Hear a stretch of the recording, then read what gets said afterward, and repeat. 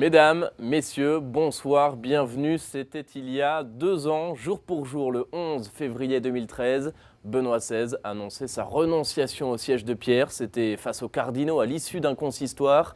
Le geste est historique, sans précédent dans l'histoire contemporaine. Je vous propose de réécouter son annonce.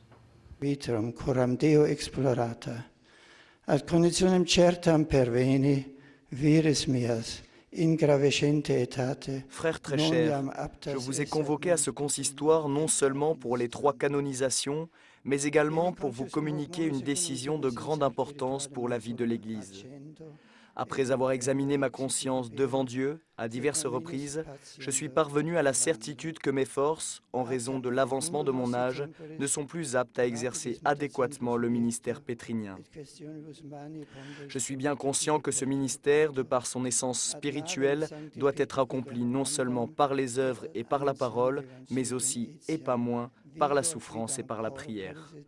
Cependant, dans le monde d'aujourd'hui, sujet à de rapides changements et agité par des questions de grande importance pour la vie de la foi, pour gouverner la barque de Saint-Pierre et annoncer l'Évangile, la vigueur du corps et de l'esprit est aussi nécessaire.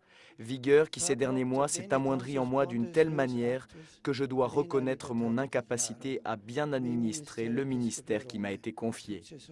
C'est pourquoi, bien conscient de la gravité de cet acte, en pleine liberté, je déclare renoncer au ministère d'évêque de Rome, successeur de Saint-Pierre, qui m'a été confié par les mains des cardinaux le 19 avril 2005, de telle sorte qu'à partir du 28 février 2013 à 20 h, le siège de Rome, le siège de Saint-Pierre, sera vacant et le conclave pour l'élection du nouveau souverain pontife devra être convoqué par ceux à qui il appartient de le faire. Voilà donc pour l'annonce, c'était il y a 2 ans, un véritable coup de tonnerre pour l'Église, une vraie surprise. Le successeur de Benoît XVI, lui aussi, fut une surprise. Après son élection, le pape François n'a d'ailleurs cessé de surprendre par ses gestes et ses paroles. De Benoît à François, une révolution tranquille. C'est le titre d'un ouvrage écrit en 2013 par Jean-Louis de la Vessière, correspondant au Vatican pour l'AFP. Nous l'avions rencontré à Rome, c'était en avril dernier. On l'écoute. Ce qui m'a poussé à écrire ce livre, c'est d'abord le respect pour Benoît XVI.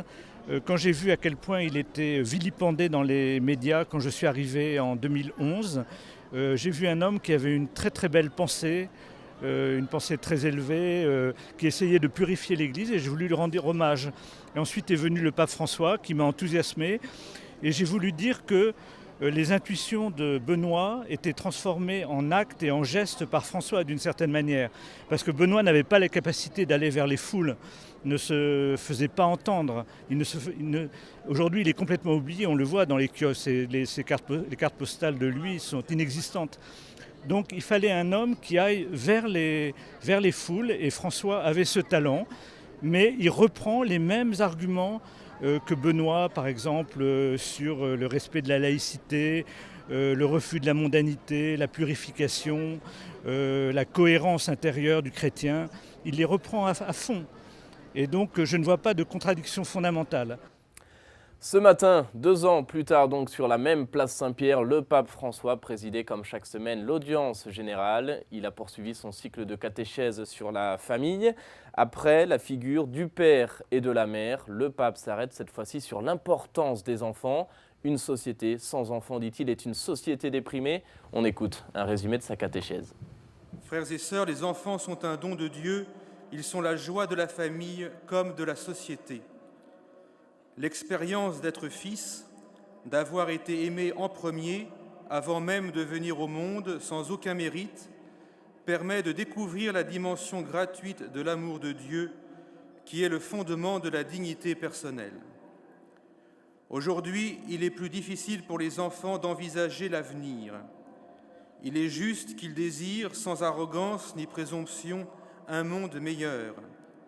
Mais ils doivent honorer leur père et leur mère, afin de garantir l'avenir de la société, car il y a un lien entre l'espérance d'un peuple et l'harmonie entre les générations. Voilà, c'est la fin de cette émission. Merci d'avoir été avec nous. À suivre sur Ciel et Lumière l'intégralité de l'audience générale. Je vous souhaite à tous une très belle soirée. À demain.